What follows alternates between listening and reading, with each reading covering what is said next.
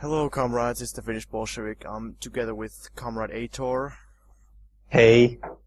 And we're gonna be taking a look at a couple of videos by RockingMrE. Should be fun. Mainstream history books will tell you that the West won the Cold War. But, as is often the case, the truth is far more nuanced.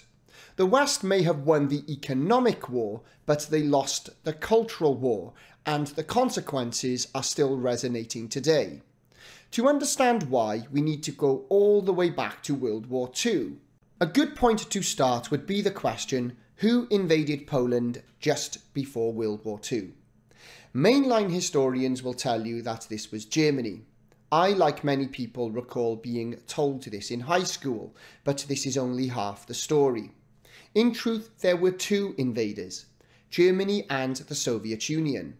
Don't you think it's pretty funny that he says that in school they just teach you that Germany invaded Poland, but they don't supposedly teach you that the Soviet Union invaded? Like, it's pretty much the opposite. Yeah, I actually have a history book that says the exactly opposite. Except he's like giving this really biased, my personal experience at school was different from majority of people in the educational system, so of course I'm the right one. Most history books in the West, they will try to equate Nazi Germany and the Soviet Union and say that they both invaded together, and now the funny thing is he's gonna do the exact same thing even though he claims to be like going against the mainstream or something. And I just wanted to point out that, I already did a video about what it means when they say that the Soviet Union supposedly invaded Poland. The Soviet Union occupied eastern Poland as a response to the Nazis invading Poland and the Polish government fleeing and the Polish state collapsing. It is very much a different thing. And it's not like the Polish already had annexed those regions of eastern Poland from western Belarus and northern West Ukraine. Those territories were illegally annexed by the Polish state. They had no Polish population, and it was annexed in the Civil War, so the Poles didn't had any reason to have those places in the first place. The Soviet Union invaded eastern Poland shortly after Germany invaded the western part of the country, Germany giving the common historical excuse of persecution of countrymen and the Soviet Union giving the same justification with Ukrainians and Belarusians. Behind this pretense, the Soviet Union and Germany had a non-aggression pact, also known as the Molotov-Ribbentrop Pact. This divided Eastern Europe up between Germany and the Soviet Union, and managed to set aside their differences by finding common ground in opposition to capitalism. A lot of stuff has been said about the German-Soviet non-aggression pact, but he even calls it a non-aggression pact, which is what it is, but usually people who want to lie, they call it an alliance. Alliance. Yeah, he doesn't call it an alliance, but he implies that it was, and it totally wasn't. The Soviet Union and Nazi Germany hated each other. That's the only reason you would even have a non-aggression pact, is you hate each other, and you agree to sign a piece of paper that promises you won't try to kill each other, because otherwise you would. Germany also made a non-aggression treaty with Poland right before the war. Yeah. There are just a multitude of non-aggression pacts that happened right before the war between Nazi Germany and the Allies. But are you going to consider those alliances? If we are going by your logic, the Munich Treaty was an alliance between Poland, between Hungary and, Germany to carve up Czechoslovakia, because the Polish did gain a region from splitting of Czechoslovakia, a region that had a Polish minority in it from the Czechs. Exactly. So Germany also made a non-aggression with UK, France, Poland, etc. And, with many countries, there's all kinds of non-aggression pacts, but the only one that's talked about ever is the Molotov-Ribbentrop non-aggression pact. And this whole notion, they show the picture of the spheres of influence, and then they try to claim that, oh look, they had spheres of influence, and then there were actual territorial changes hence it was pre-planned. No, it wasn't pre-planned. The Germans had no idea that the Soviets were going to intervene in Poland after the Germans invaded, and the Soviets had no idea that the Germans were going to invade Poland. They never knew. There was never any kind of agreement to do so. And if you look at the actual spheres of influence, the Lithuanian SSR, which was created when, the Lithuanians joined the Soviet Union, that wasn't even in the Soviet sphere of influence. Even the image that he shows the contrary to that.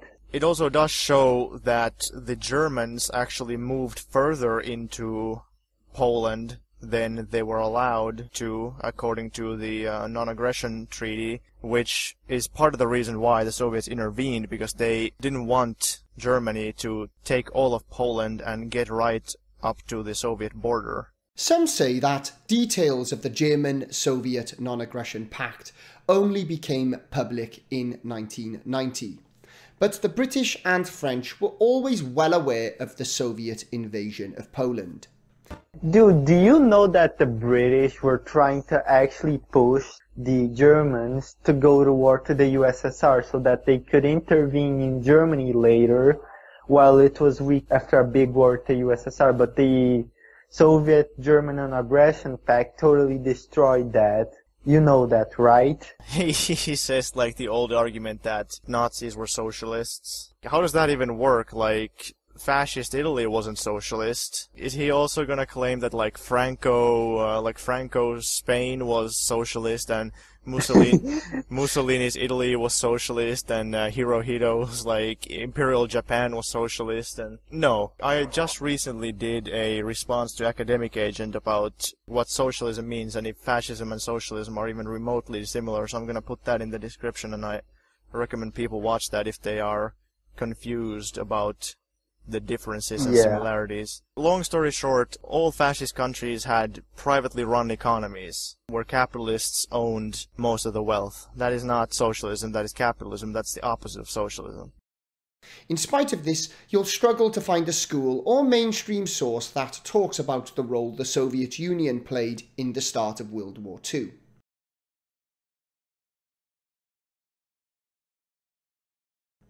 There are a few explanations for this. The chances of defeating an alliance between Nazi Germany and the Soviet Union were bleak, especially considering that the US didn't enter the war until much later. At this point in time, the British and the French were facing a hopeless situation against the combined totalitarian juggernaut of fascism and communism. This forced the British and French to make an impossible choice: make an alliance with either Hitler or Stalin. He says that the British and French would never do an alliance with Hitler, but that's totally historically inaccurate. The French and the British were hoping that the Germans would just completely destroy the Soviet Union, and were actively supporting Hitler's regime for a long time.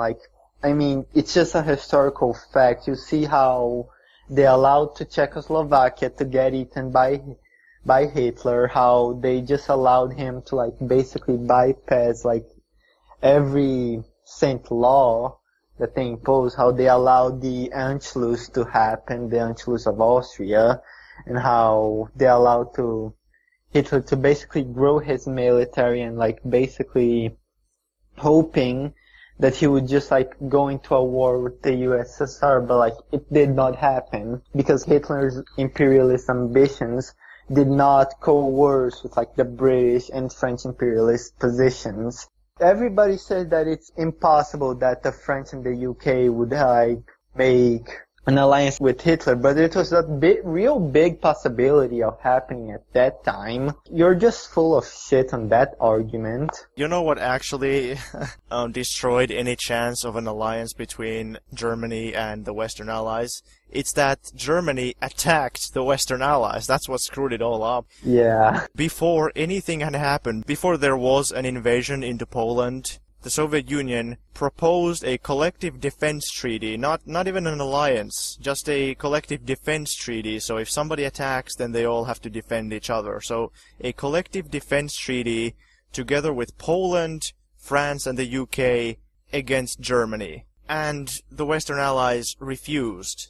They refused. They flat out refused. So they were not gung-ho about, like, allying themselves with the Soviet Union. The only reason that they allied themselves with the Soviet Union is because after they tried to get Hitler to attack the Soviet Union, and then maybe after Germany is weaker, they can take Germany out themselves. Instead, Hitler attacked France first, and after attacking France, Hitler attacks the UK. Only after he can't quickly defeat the UK, he attacks the Soviet Union. It is Germany that has attacked the Soviet Union and the UK and France at the same time.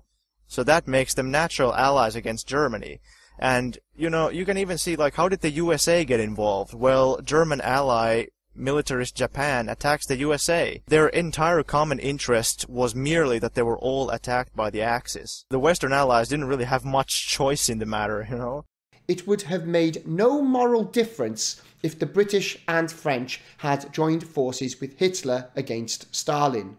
In fact, many would argue that the alliance with Stalin was much worse because, as bad as fascism was, communism murdered far more people. Few people in the modern world understand that the true threat of World War II was socialism. Yeah, I'm seeing the death tolls. It's just fucking funny. Like, Hitler's death toll is just like such bullshit because, like, he probably has a more than 30 to 40 million death toll, but like, everybody just counts the Holocaust as like what Hitler did of bad. Yeah, not the like war. they don't count like, yeah, they don't count like the 20 million, like 27 million people that died like in the Soviet Union when Hitler attacked. So like Hitler's, you know, death toll is at least like what, 39 million, 40 million by that? Just counting with the Holocaust victims. Yeah, so he's just like saying like Hitler wasn't so bad, like communism is much worse than Hitler.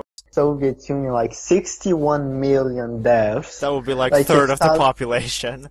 Yeah, like the population of the Soviet Union, like at that time was like what, 198 million? And that's like not counting the fact that they lost like 20 million people at the World War II. So like it would, like the Soviet Union would have like what, 90 million people?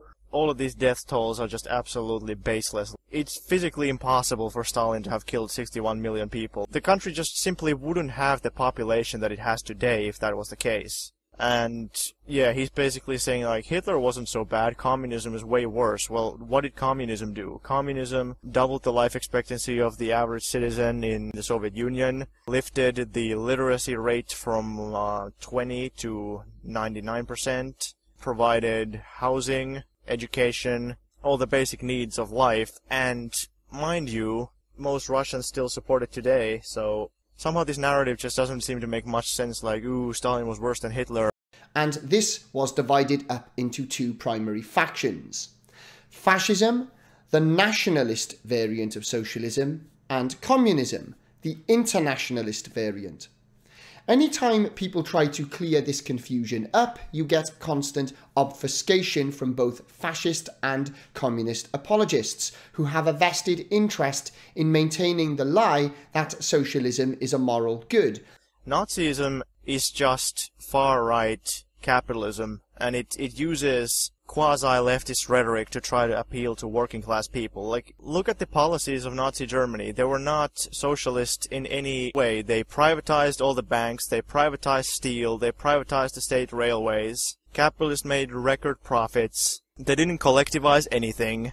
They didn't eliminate private property. They didn't do anything that was socialistic. Workers' wages went down, capitalist profits went up. In the Soviet Union, it was the total opposite. Capitalism was eliminated, property was nationalized and collectivized, nothing was privatized, quite the opposite. So to just claim that Nazism is nationalistic socialism and communism is internationalist is just stupid. It just ignores all reality, and just because Hitler claimed to be like for the working man doesn't mean anything. He's lying, you know. I mean, Trump says that he's for the working man, like Hillary says that that she's for the working man. Every like politician says that he or she is for the working man. As we know, Britain and France ended up siding with Stalin, though once again, mainstream history tells a slightly different story by suggesting that Hitler betrayed Stalin. Germany signed a non-aggression treaty with the Soviet Union and with the UK and with France and betrayed all of them. And that is why all those countries united against Germany. The Allies couldn't afford the risk of demoralizing their citizens and soldiers by making them think that Stalin was no better than Hitler, let alone even worse. This was the opening that the communists needed, and they readily exploited it. They used this opportunity to infiltrate Western countries at every level possible, whereas previously Western governments, especially liberals, were far more cautious towards communism and indeed socialism in general.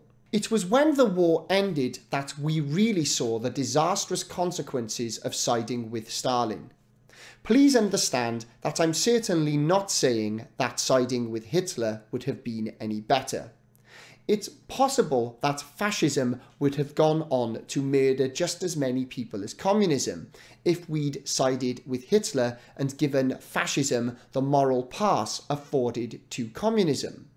Fascists may have also gone on to subvert the West in exactly the same way as the communists have. There was never any communist infiltration into Western governments or whatever. The communists had communist parties, which were mass parties. Some of them functioned underground as they were illegal in their respective countries. For example, the Finnish Communist Party was illegal. Certainly the German Communist Party was illegal in Hitler's Germany, so they functioned underground. But they never infiltrated the government. Interestingly, the Nazis actually did. So he says that if we had allied with the Nazis, then the Nazis also might have infiltrated governments. But no, the communists never infiltrated governments, but the Nazis did. In Germany, Hitler came into power as a result of a Nazi coup. Mussolini came into power as a result of a fascist coup. In this country, there was an attempted fascist coup by people already inside the government, political and economic elites. Around Brazil, President Vargas used the fascists. He made a coup d'etat against the republic and declared a new state. The fascists had infiltrated the Norwegian government. There were fascists who supported Hitler inside the Czechoslovakian state. The fascists had thoroughly infiltrated the French state. In the US, there was the business plot, which was basically the fascists trying to infiltrate the US government. There was also the whole thing called the Spanish Civil War, if he doesn't know what it is. Yeah, it was literally started by fascists who were in the Spanish military. Yeah, and who lost the election. Had indeed infiltrated Western governments on a massive scale, just as Joseph McCarthy believed. Is he really talking this kind of shit? McCarthy was the ápice of anti-communist hysteria, the Red Scare in the US happened because of him.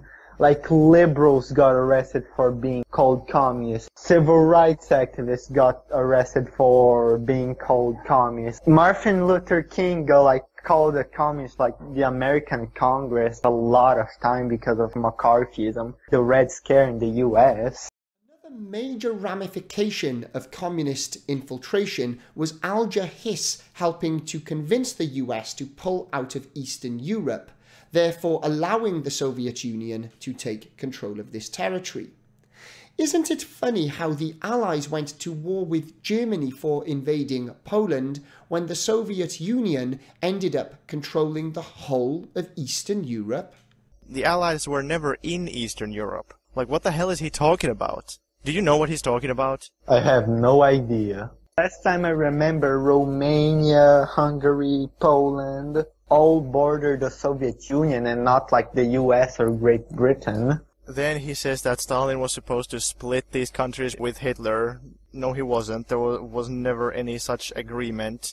And then he wonders how all these countries became socialist countries. It is because The Nazis came in, installed puppet dictatorships, and then all these countries had anti-fascist partisan fighters, which all consisted of nationalists and communists, predominantly communists. And then when the Nazis retreated, those resistance fighters took over the countries. The communist resistance fighters of Enver Hoxha in Albania, the communist resistance fighters of Tito in Yugoslavia, so on and so forth. And of course they were helped by the fact that the Red Army also was there. But you know, Tito and Hoxha are good examples. They took over the countries even without the Red Army. So he just doesn't understand this very basic fact. Apparently he thinks that the Allies were like fighting the Nazis in Eastern Europe. No, it was it was the partisan resistance of those countries.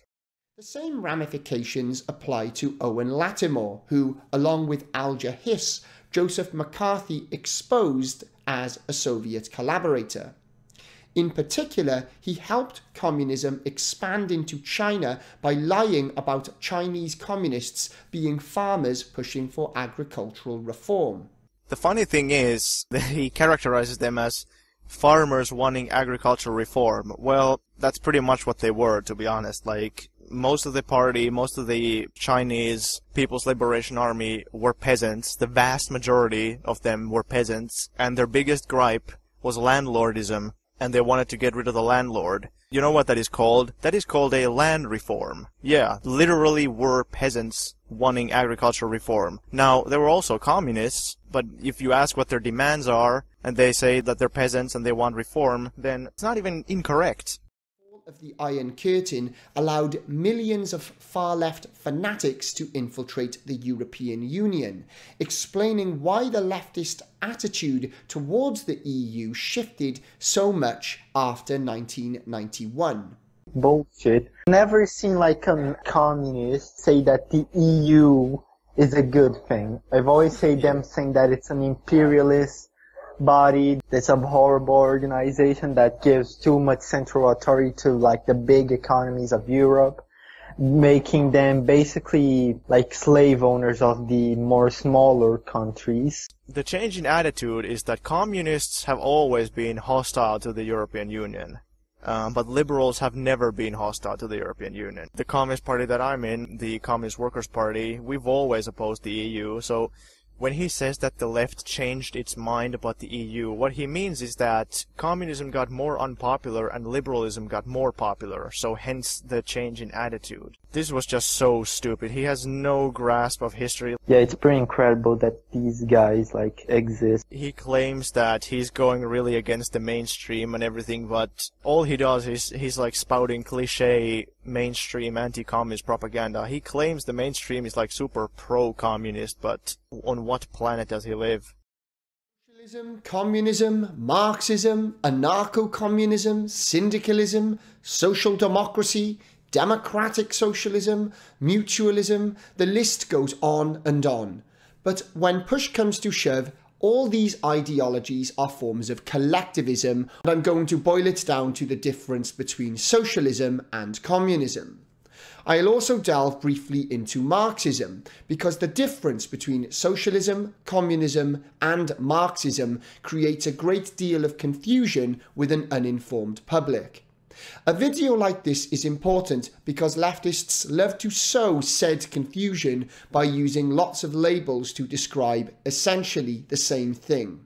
Oh my god. Oh fuck. Yeah, it's going to get pretty bad. Where to even begin? He just rattles off all the ideologies like democratic socialism, Marxism, anarcho-syndicalism, and then he's just like, they're all basically the same. Yeah. So we've been debating amongst ourselves just for no reason, apparently. There's no reason to fight against anarchism. They all support Stalin and Mao as well.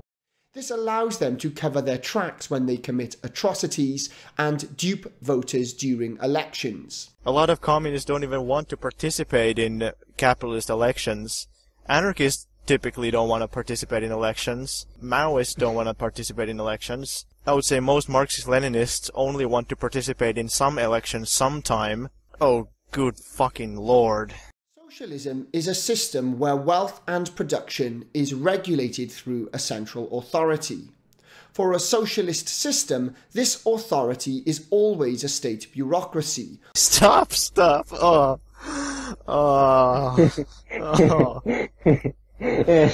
And he has the social democrat, symbol there too. Yeah. You're talking about socialism, not social democracy, you idiot. Alright, so apparently socialism is when you have things which are regulated by a central authority. Socialism is when the state does stuff. Yeah. And when the state does more stuff, it's more socialistic. Regulation.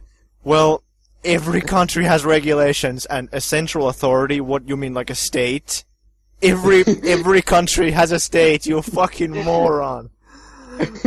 Every country is socialist. This guy is like academic agent 2.0. Every state is socialist. Why even have the term capitalist if no country is capitalist and every country is socialist? Oh man. Alright, let's just give the actual definition of socialism. So, socialism is common ownership of the means of productions. What is means of production? Means of productions are things like factories, farmland, infrastructure, like railways, power plants, workplaces. So basically the things where people work to make things, make products, and then the things that are necessary to transport those products. So when all of that is collectively owned by the society as a whole, either through the state or through worker cooperatives, that is socialism. That is how anarchists define socialism. That is how actual socialists, Marxists, communists, and other socialists, how they define socialism. The only people who don't seem to be able to grasp this definition are, I guess, idiot libertarians like RockingMrE. The good thing about our definition is that you can actually pretty easily tell if something is socialist. Just look the Soviet Union, well, they nationalized industry, they collectivized agriculture, they had no private industry, no private enterprise. Therefore, it's socialist.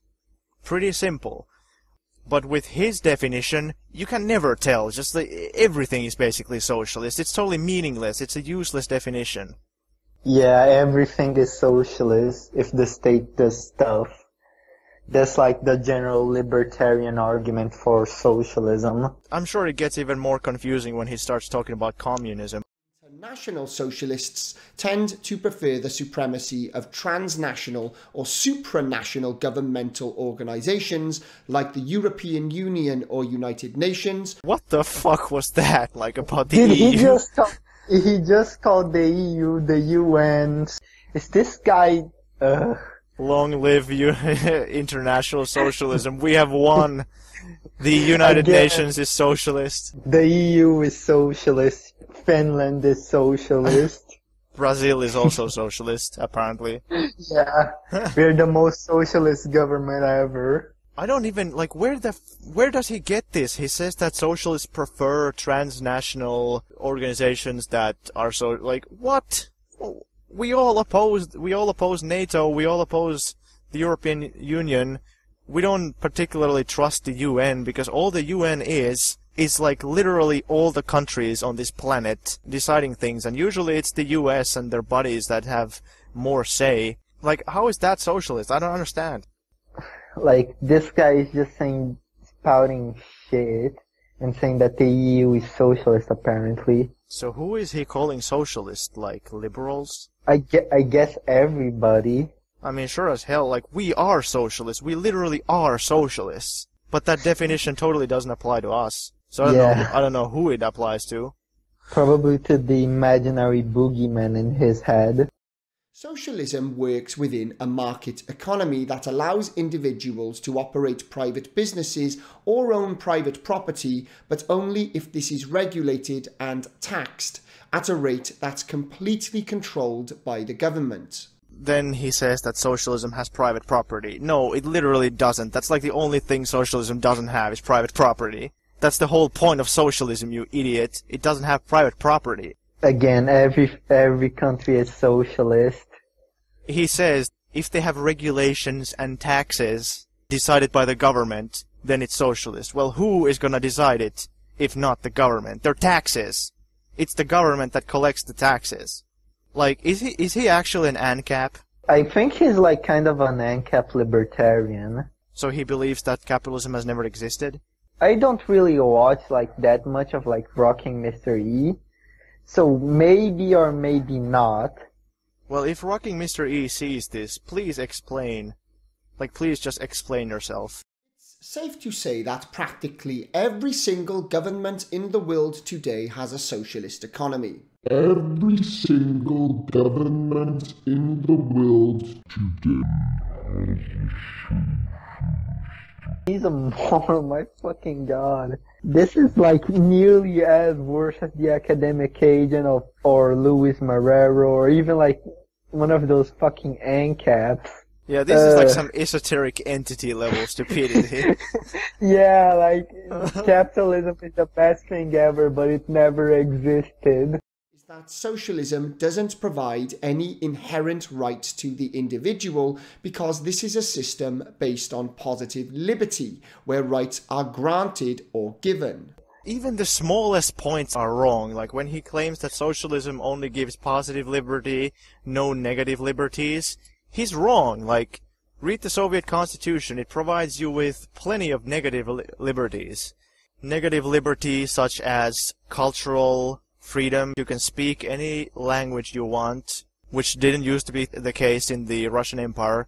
Georgians could use their language for official business. The Karelo Finns could use their language for government business and all that. So that is a negative liberty. Now, they also had plenty of positive liberties, which capitalism doesn't provide, such as they had guaranteed access to housing, guaranteed employment, guaranteed access to education. I don't think that's a bad thing. Maybe maybe Rocking Mr. E thinks that's a horrible thing, but they also had negative liberties. The only negative liberty they didn't have, and that's the one that he cares about, is the right to be a private capitalist who employs other people and exploits other people. That's the only thing you couldn't do. You could own means of production together with other people, but you couldn't own them personally. Boo fucking who. This means that there are no real limits to what the state can do, except certain arbitrary rules that can change at any time. Furthermore, any attempt to create limits on state power, like a constitution, are broken down by socialism, allowing leftists to reinterpret them as they see fit. The US Constitution has changed quite a lot. A lot of amendments got out of there, a lot of amendments were changed. So like he just saying that, oh, a constitution is just a piece of paper that can be changed by the leftists, but it can also be fucking changed by anybody, by like literally any government. I don't understand this argument that you should just make a law that's impossible to change. Well, you can't make such a law, because what's going to stop people from changing it? Like, are you going to make a law that says you can't change laws? What if they just change them anyway? What if they don't care? Like, you can't make people never change the Constitution. And if you had a Constitution that was never changed, what would be the point of that? Like, you would still have blacks being constitutionally recognized as being inferior, and you would have all kinds of things which are antiquated and don't reflect the current reality.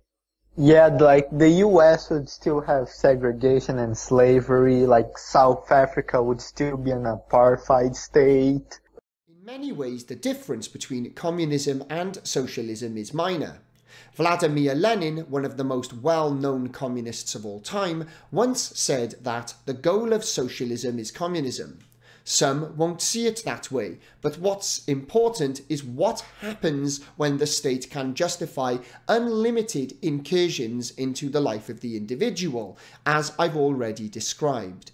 Let's just quickly give the basic definitions, okay? So, what we nowadays call communism, because the meaning of communism has changed throughout the years, but what we nowadays call communism is basically Marxism. The only relevant school of communism, apart from Marxism, is anarcho-communism.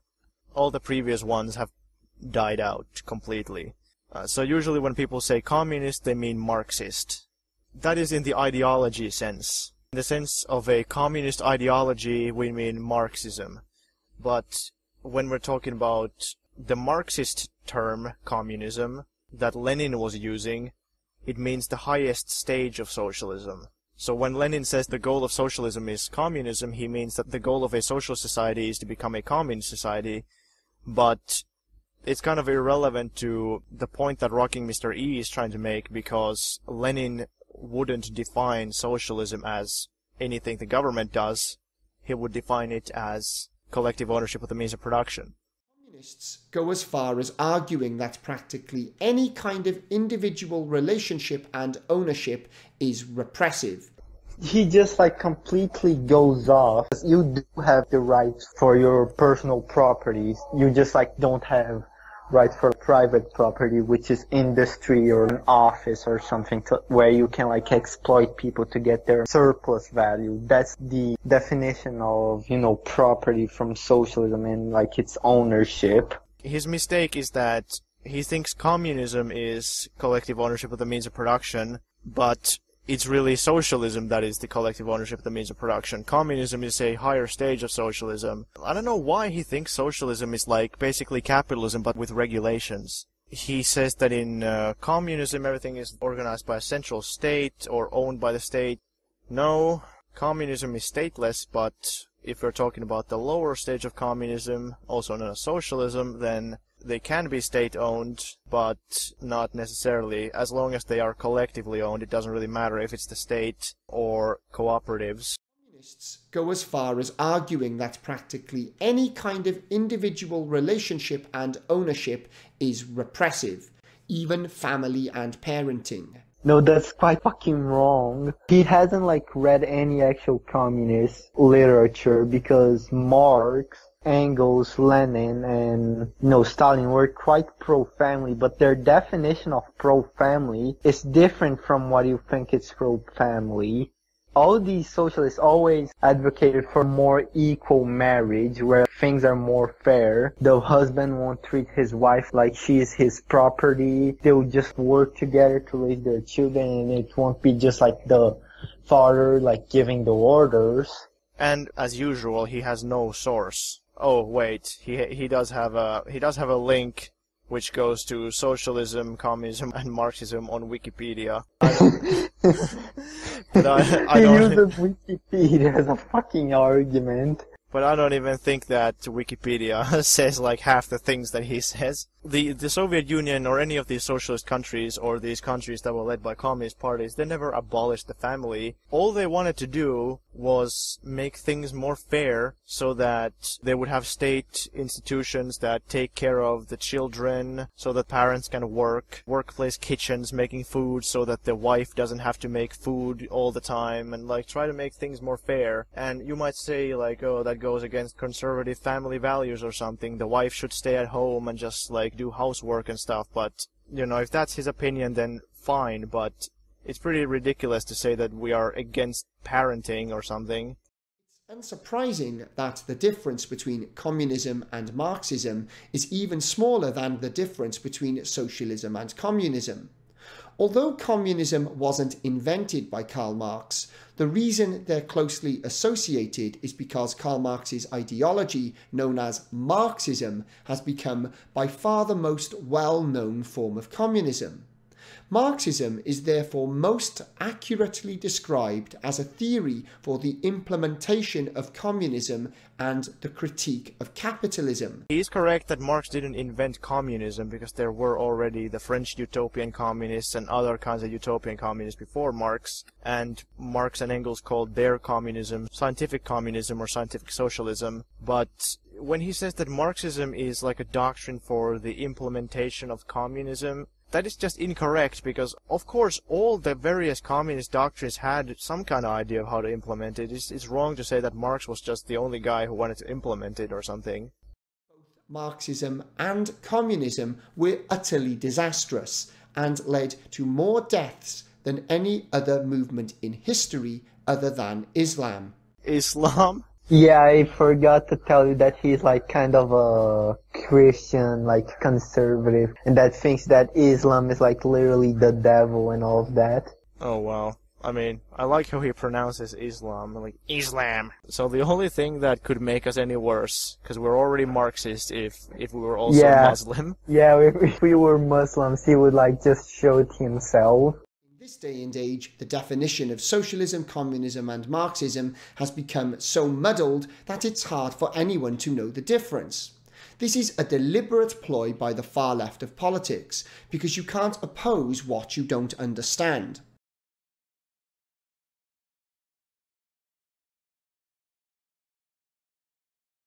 Like, this guy has like no understanding of what socialism is. He thinks mixed economy is socialist. He thinks like every cent country is socialist. He's probably an ANCAP and probably not worth even debating this kind of people. We just do it because it's fun.